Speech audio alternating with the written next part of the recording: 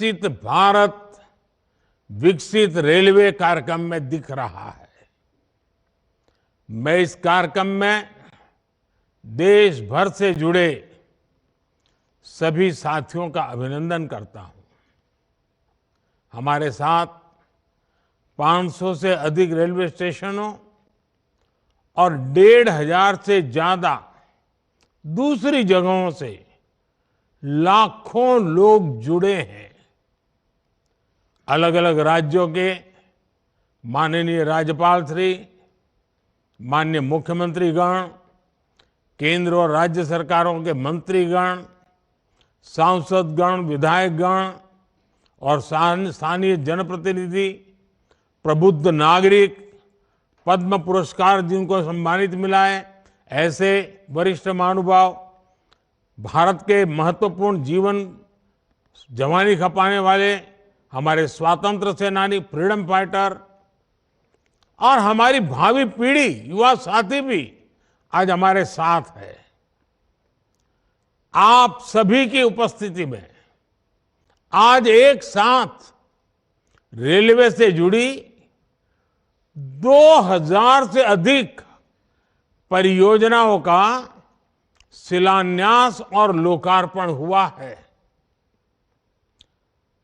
अभी तो इस सरकार के तीसरे टर्म की शुरुआत जून महीने से होने वाली है।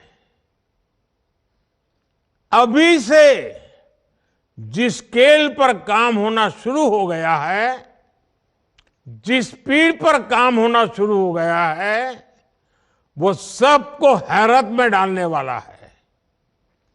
कुछ दिन पहले मैंने जम्मू से एक साथ आईआईटी, आईआईएम जैसे दर्जनों बड़े शिक्षा संस्थाओं का लोकार्पण किया। कल ही मैंने राजकोट से एक साथ 5 एम्स और अनेक मेडिकल संस्थानों का लोकार्पण किया। और अब आज का ये कार्यक्रम है, आज 27 राज्यों के करीब 300 से अधिक जिलों में 550 से ज्यादा रेलवे स्टेशनों के कायाकल्प का शिलान्यास हुआ है। आज यूपी के जिस गोमती नगर रेलवे स्टेशन का लोकार्पण हुआ है, वो वाकई कमाल का दिखता है। इसके अलावा आज 1500 से ज्यादा रोड, ओवरब्रिज, अंडरपास, इसकी परियोजनाएं भी इसमें शामिल है। 40,000 करोड़ रुपए की ये परियोजनाएं एक साथ जमीन पर उतर रही है। कुछ महीने पहले ही हमने अमृत भारत स्टेशन योजना की शुरुआत की थी। तब भी 500 से अधिक स्टेशन के आधुनिकीकरण पर काम शुरू हुआ था। अब ये कार्यक्रम इसे और आगे बढ़ा रहा है। ये दिखाता है कि भारत की प्रगति की रेल किस गति से आगे बढ़ रही है। मैं देश के विभिन्न राज्यों को, वहां के सभी मेरे नागरिक भाई बहनों को अनेक अनेक शुभकामनाएं देता हूं। साथियों, मैं आज विशेष रूप से अपने युवा साथियों को बहुत बधाई देना चाहता हूं। मोदी जब विकसित भारत की बात करता है तो इसके सूत्रधार और सबसे बड़े लाभार्थी देश के युवा ही है। आज की इन परियोजनाओं से देश के लाखों नौजवानों को रोजगार और स्वरोजगार के नए अवसर मिलेंगे। आज रेलवे का जो ये कायाकल्प हो रहा है, ये उन साथियों को भी लाभ देगा जो स्कूल कॉलेज में पढ़ाई कर रहे हैं। ये कायाकल्प उनके भी बहुत काम आएगा जो 30-35 वर्षों से कम आयु के हैं। विकसित भारत युवाओं के सपनों का भारत है। इसलिए विकसित भारत कैसा होगा, ये तय करने का सबसे अधिक हक वो भी उन्हीं को है।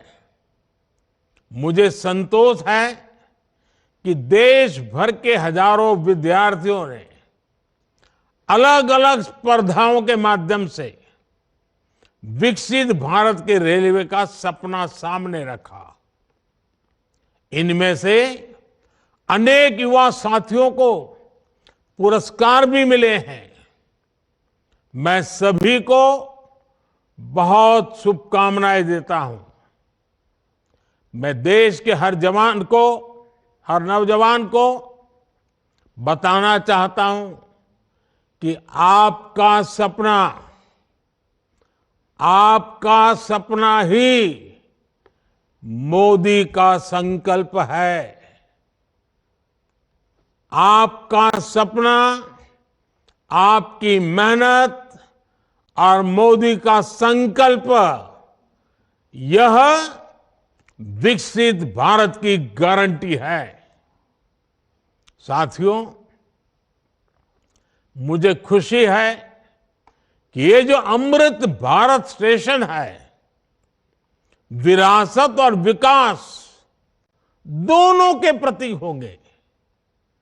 जैसे ओडिशा के बालेश्वर रेलवे स्टेशन को भगवान जगन्नाथ मंदिर की थीम पर डिजाइन किया गया है, सिक्किम के रंगपो रेलवे स्टेशन पर आप लोगों को स्थानीय वास्तुकला का प्रभाव दिखेगा।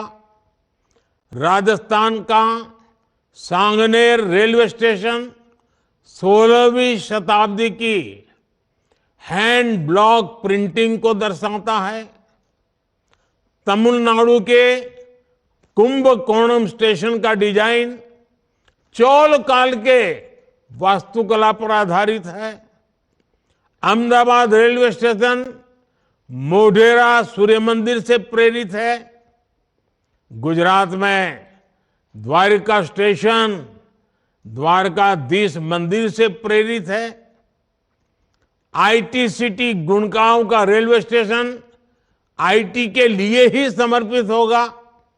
यानी अमृत भारत स्टेशन उस शहर की विशेषता से दुनिया को परिचित कराएगा। इन स्टेशनों के निर्माण में दिव्यांगों और बुजुर्गों, उनकी सुविधा का भी विशेष ध्यान रखा गया है। साथियों, बीते 10 वर्षों में हम सभी ने एक नया भारत बनते देखा है और रेलवे में तो परिवर्तन साक्षात हम अपनी आंखों के सामने देख रहे हैं। जिन सुविधाओं की हमारे देश के लोग कल्पना किया करते थे, लोगों को लगता था कि काश भारत में ये होता तो। लेकिन आप देखिए, जो कभी आप कल्पना में सोचते थे, आज हम आंखों के सामने होता हुआ देख रहे हैं। एक दशक पहले तक वंदे भारत जैसी आधुनिक सेमी हाई स्पीड ट्रेन के बारे में कभी सोचा था, सुना था? किसी सरकार ने कभी बोला भी था? एक दशक पहले तक अमृत भारत जैसी आधुनिक ट्रेन की कल्पना बहुत मुश्किल थी। एक दशक पहले तक नमो भारत जैसी शानदार रेल सेवा के बारे में किसी ने कभी सोचा नहीं था। एक दशक पहले तक विश्वास ही नहीं हो पाता था कि भारतीय रेल का इतनी तेजी से बिजलीकरण होगा। एक दशक पहले तक ट्रेन में स्वच्छता, स्टेशन पर सफाई, ये तो बहुत बड़ी बात मानी जाती थी। आज ये सब रोजमर्रा की जिंदगी का हिस्सा बन गए हैं। एक दशक पहले तक मानव रहित फाटक भारतीय रेल की एक पहचान बन चुकी थी, एक आम तस्वीर थी। आज ओवरब्रिज, अंडरब्रिज से वे रोक टोक और दुर्घटना रहित आवाजाही सुनिश्चित हुई है। एक दशक पहले तक लोगों को लगता था कि एयरपोर्ट जैसी आधुनिक सुविधाएं सिर्फ पैसे वाले लोगों के ही भाग्य में है। आज गरीब और मिडिल क्लास के लोग रेलवे स्टेशन पर भी एयरपोर्ट में जैसी सुविधा होती है ना, वो सुविधा रेलवे में सफर करने वाला मेरा गरीब भाई बहन भी उसका लाभ ले सकता है। साथियों, दशकों तक रेलवे को हमारे यहाँ की स्वार्थ भरी राजनीति का शिकार होना पड़ा, लेकिन अब भारतीय रेलवे देशवासियों के लिए ईज ऑफ ट्रैवल का मुख्य आधार बन रही है। जिस रेलवे के हमेशा घाटे में होने का रोना रोया जाता था, आज वो रेलवे परिवर्तन के सबसे बड़े दौर से गुजर रही है। ये सब कुछ आज इसलिए हो रहा है क्योंकि भारत 11वें नंबर से छलांग लगाकर 5वें नंबर की अर्थव्यवस्था बना। 10 साल पहले जब हम 11वें नंबर पे थे, तब रेलवे का औसत बजट 45,000 करोड़ रुपए के आसपास रहता था। आज जब हम 5वें नंबर की आर्थिक ताकत है, तो इस वर्ष का रेलवे बजट 2.5 लाख करोड़ रुपए से अधिक का है। आप कल्पना कीजिए, जब हम दुनिया की तीसरी बड़ी आर्थिक महाशक्ति बनेंगे तो हमारा सामर्थ्य कितना अधिक बढ़ेगा। इसलिए मोदी भारत को जल्द से जल्द दुनिया की तीसरी सबसे बड़ी अर्थव्यवस्था बनाने के लिए जी जान से जुटा है। लेकिन साथियों, आपको एक और बात ध्यान रखनी है। नदी नहर में पानी चाहे कितना भी क्यों ना हो, अगर मेड़ टूटी हुई हो तो किसान के खेत तक बहुत ही कम पानी पहुंचेगा। इसी तरह बजट चाहे कितना भी बड़ा हो, अगर घोटाले होते रहें, बेईमानी होती रहे, तो जमीन पर उस बजट का असर कभी नहीं दिखता। बीते 10 वर्षों में हमने बड़े बड़े घोटालों को, सरकारी पैसे की लूट को बचाया है। इसलिए बीते 10 वर्षों में नई रेलवे लाइन बिछाने की गति दोगुनी हो गई। आज जम्मू कश्मीर से लेकर नॉर्थ ईस्ट तक ऐसे स्थानों तक भी भारतीय रेल पहुंच रही है जहां लोगों ने कभी कल्पना भी नहीं की थी। ईमानदारी से काम हुआ, तभी 2,500 किलोमीटर से अधिक डेडिकेटेड फ्रेट कॉरिडोर का काम हुआ है। यानी आपने टैक्स के रूप में, टिकट के रूप में जो पैसा दिया, उसकी पाई पाई आज रेल यात्रियों के हित में ही लग रही है। हर रेल टिकट पर भारत सरकार करीब करीब 50% डिस्काउंट देती है।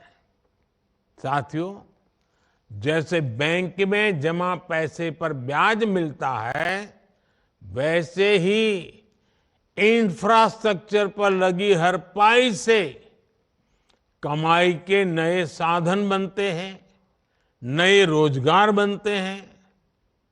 जब नई रेल लाइन बिछती है तो मजदूर से लेकर इंजीनियर तक अनेक लोगों को रोजगार मिलता है। सीमेंट, स्टील, ट्रांसपोर्ट जैसे अनेक उद्योगों, दुकानों में नई नौकरियों की संभावनाएं बनती हैं। यानी आज जो ये लाखों करोड़ रुपए का निवेश हो रहा है, ये हजारों प्रकार के रोजगार की गारंटी भी है। जब स्टेशन बड़े और आधुनिक होंगे, ज्यादा ट्रेनें रुकेगी, ज्यादा लोग आएंगे, तो आसपास रेहड़ी पटरी वालों को भी इससे फायदा होगा। हमारी रेल छोटे किसानों, छोटे कारीगरों, हमारे विश्वकर्मा साथियों के उत्पादों को बढ़ावा देने वाली है। इसके लिए वन स्टेशन वन प्रोडक्ट योजना के तहत स्टेशन पर विशेष दुकानें बनाई गई है। हम रेलवे स्टेशनों पर हजारों स्टॉल लगाकर उनके उत्पाद बेचने में भी मदद कर रहे हैं। साथियों, भारतीय रेल यात्री सुविधा ही नहीं है, बल्कि देश की खेती और औद्योगिक प्रगति का भी सबसे बड़ा वाहक है। रेल की गति तेज होगी तो समय बचेगा। इससे दूध, मछली, फल, सब्जी ऐसे अनेक उत्पादन तेजी से मार्केट पहुंच पाएंगे। इसमें उद्योगों की लागत भी कम होगी। इससे मेक इन इंडिया को, आत्मनिर्भर भारत अभियान को गति मिलेगी। आज पूरी दुनिया में भारत को निवेश के लिए सबसे आकर्षक माना जा रहा है। इसका एक बड़ा कारण ये आधुनिक इंफ्रास्ट्रक्चर भी है। आने वाले 5 वर्षों में जब ये हजारों स्टेशन आधुनिक हो जाएंगे, भारतीय रेल की क्षमता बढ़ जाएगी, तो निवेश की एक और बहुत बड़ी क्रांति आएगी।